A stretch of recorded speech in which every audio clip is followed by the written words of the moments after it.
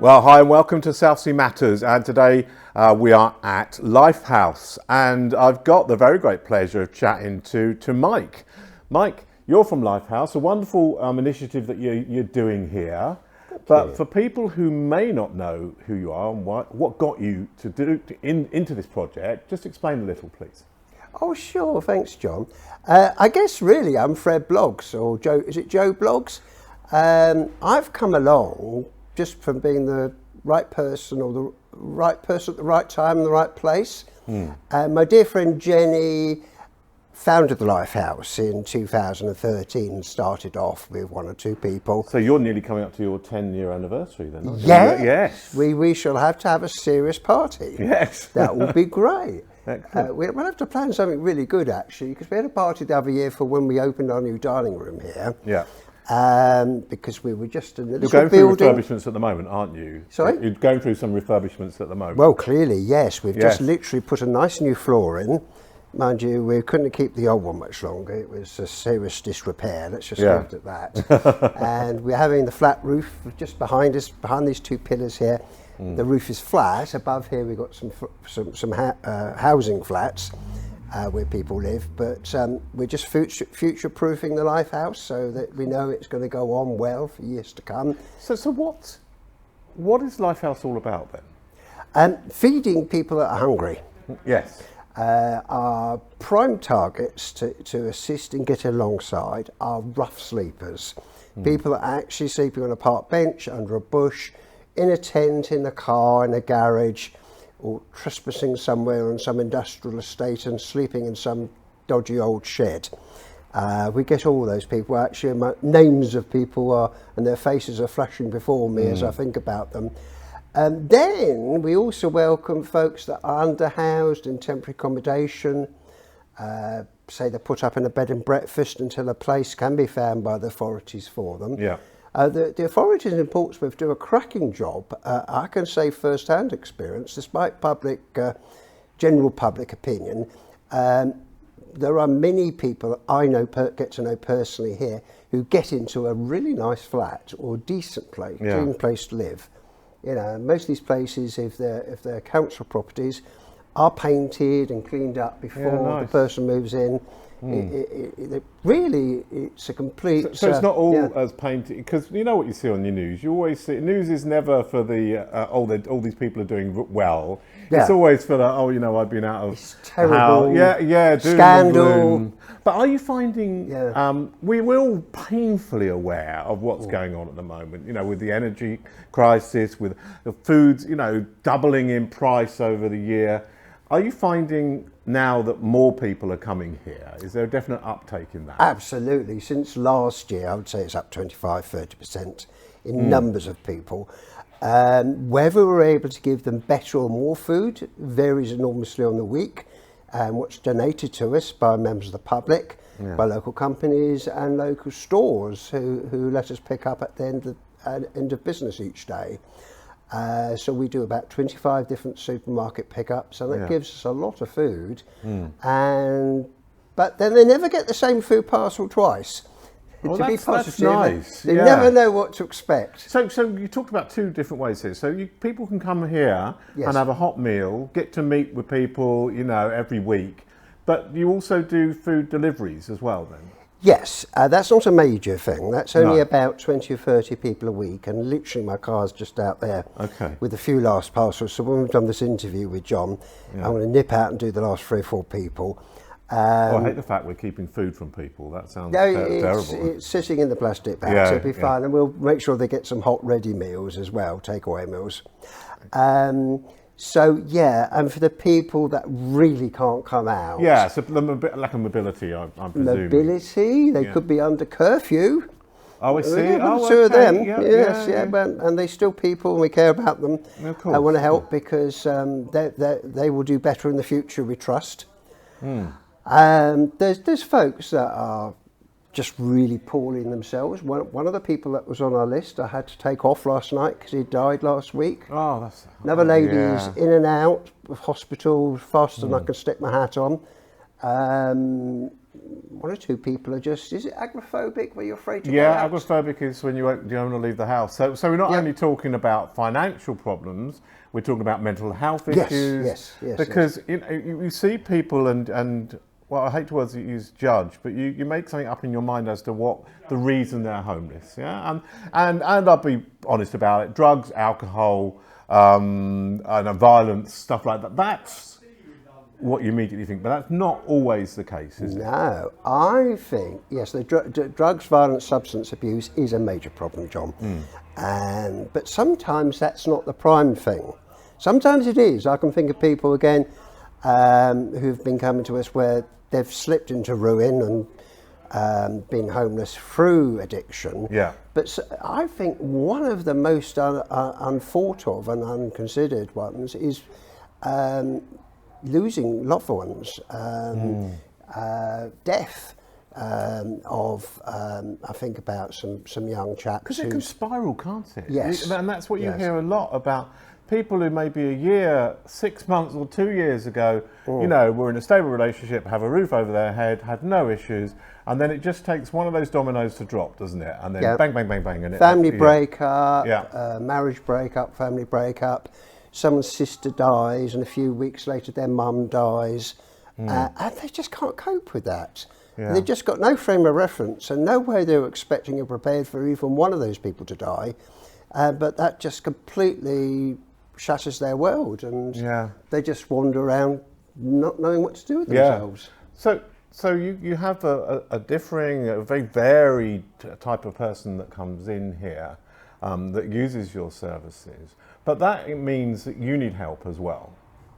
Yes. Yeah. So first of all, what help do you need? And then we'll talk about how people find out how to do this.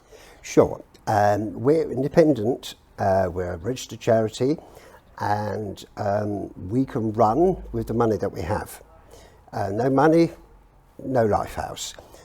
So we're glad of people's contributions. They can use go-cardless, they can do an old-fashioned standing order, and we can claim gift aid if they're a taxpayer. They can bring food. That can be lovely. If you've got some tins lurking at the back of your larder, you think, well, I've never going to really eat those. I exaggerate slightly, but or you can pop to the shops and just buy an extra tin. Lidl and one or two other stores in the city here do have baskets by the tills with the LifeHouse logo on. And particularly the Goldsmiths Avenue one, the one up in Portchester, Norway Road, Ocean Retail Park, Lidl's, and Sainsbury's too. So just do your shopping and add a few extra bits in there and then pop it that's great. Into the orange boxes and Sainsbury's. Manager sends us a text, or their system does, text automatically about 7 o'clock that morning, and we pop round in the car, pick up the goodies, and we put them in the food parcels or use them to cook. What about hands? What about people? Because I know a friend of mine works in the kitchen here. You must need that kind of help as well. Absolutely, yes. We can pretty much, suppose 3 or 4 of you turn up in 10 minutes' time, we can find about 10 jobs for you. Yeah. You may not like it much, but you'll seriously be useful. I don't think anyone's ever gone away from the LifeHouse bored. They may have gone away grubby, dirty, and completely and utterly exhausted. But very satisfied. Oh, very much so, John. Very much so. They know they've done something major. We do a lot of, we might show you later, but there's a load of clothes there and some racks just to the other side of us. People will choose the free clothes that are donated, but they need sorting. We need to check them for holes. We need to check the pockets. We might put them in the wash and the dryer before we offer them, or we may offer them in the cupboard outside, the community cupboard, where people may late at night just be desperate, and we try and leave a duvet in there or something, or a sleeping bag perhaps if you're doing well for those. And people can grab those things, just keep warm. If you do have in your attics spare sleeping bags that you had when your children were young, or when you were young, but you really don't, you've gone past the camping phase like me. I'm never going camping again, John. Far too cold. And those scrubbing the aluminium saucepans. Yeah, we can use saucepans and plates and crockery and things like that for people setting up in these flats I've been talking about.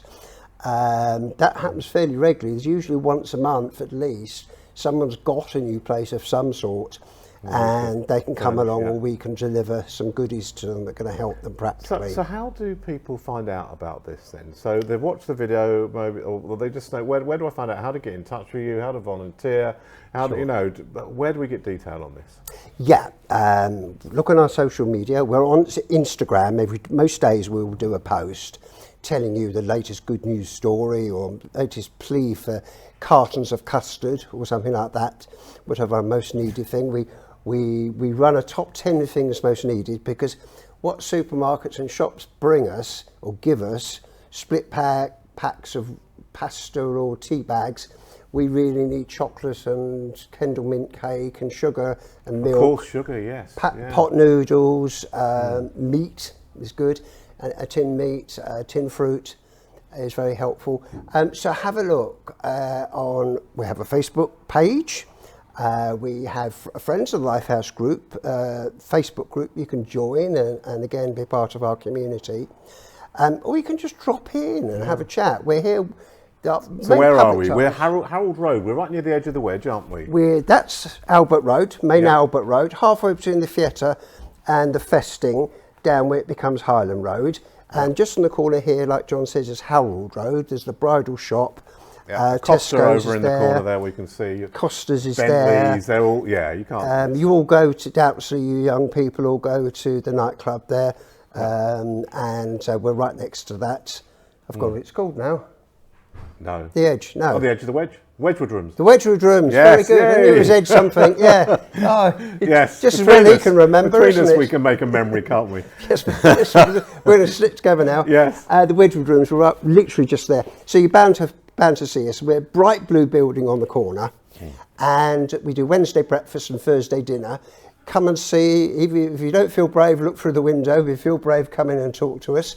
Yeah. And there are jobs that we need to do that may be in the kitchen, or maybe sorting the clothes, or making up food bags. Or if you like a good chat, you can come in and grab a cuppa and sit down, talk to the boys and girls that come in here. It's a hive of activity around the back there at the moment. Yeah, we've got jobs for introverts and extroverts. Yeah, excellent. And if you've got heart for the people that are disadvantaged and poor, or just playing down on their luck, come and have a chat, or serve them the food, bring them their puddings, bring them their coffee.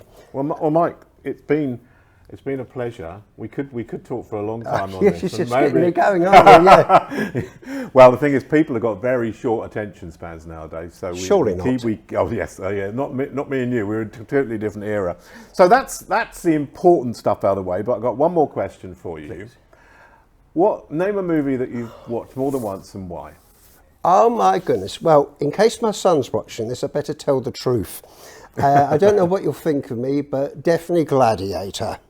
Gladiator? Gladiator. Oh, I love a bit of heroic action. Self-sacrifice, they all die in the end.